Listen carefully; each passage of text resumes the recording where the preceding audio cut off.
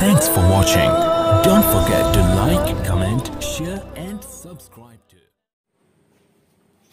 جب بندہ کسی کے ساتھ حسن سلوک کے ساتھ پیش آتا ہے، کسی کی دیکھ بھال کرتا ہے، خیال کرتا ہے، تو دیکھیے کہ اس کا اجر اور صلہ کیا ہوتا ہے۔ ایک شخص حضرت عبداللہ ابن عباس رضی اللہ تعالیٰ عنہ آپ کے پاس آیا، آپ اعتکاف میں تھے، اعتکاف کی حالت میں آپ تھے، تو وہ شخص آ کر بیٹھ گیا اور آ کر عرض کرنے لگا کہ حضور، وہ اپنے پریشانیاں، غم، دکھ جو تھے، ٹینشنیں جو تھیں، وہ ان سے شیئر کرنے لگے، باتیں کرنے لگے، اپنا دکھ درد بتانے لگے۔ تو آپ کو یہ جب پتہ چلا کہ یہ شخص جو ہے مقروض ہے، قرض دار ہے، اور جو جس نے قرض لینا ہے وہ اسے پریشان کر رہا ہے، وہ اس سے بار بار مانگ رہا ہے اس کے پاس نہیں پیسے۔ تو اب حضرت عبداللہ ابن عباس رضی اللہ تعالیٰ عنہ فرماتے ہیں کہ کیا میں آپ کی طرف سے بات کروں جا کے؟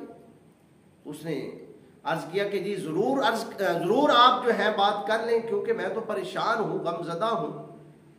تو آپ نے وہاں سے اٹھے، تشریف لے کر باہر چلے گئے مسجد سے، جوتا پہن کر جب جانے لگے، اس نے کہا کہ آپ بھول گئے ہیں کہ آپ اعتکاف میں ہیں؟ آپ تو اعتکاف کی نیت سے آئے ہوئے تھے، آپ اعتکاف کو توڑ رہے ہیں، آپ بھول گئے ہیں؟ تو آپ نے کیا ارشاد فرمایا؟ فرمایا کہ میں نے مدینے والے آقا سے سنا، حضور صلی اللہ علیہ وسلم نے فرمایا ہے کہ جو کسی اپنے غریب بھائی کے کام آتا ہے، پریشان دکھی بندے کے کام آتا ہے، کسی کا بھلا کر دیتا ہے، مدد کر دیتا ہے، اس کے دکھ درد کو بانٹ لیتا ہے، تو مدینے والے آقا صلی اللہ علیہ وسلم نے فرمایا کہ اللہ رب العزت اس بندے کو 10 سال اعتکاف کرنے کا ثواب عطا فرماتا ہے۔ اس لیے تو نے آ کر مجھے بتایا ہے، تو میں جا کر تیرا جو مسئلہ ہے اس کو حل کروانے کے لیے میں جا رہا ہوں، اور اس لیے میں، کیونکہ آقا علیہ السلام نے فرما دیا ہے، تو پھر میرے لیے یہ پہلے یہ کام کرنا ضروری ہے، اور باقی جو کام ہیں وہ بعد میں بھی ہو جائیں گے۔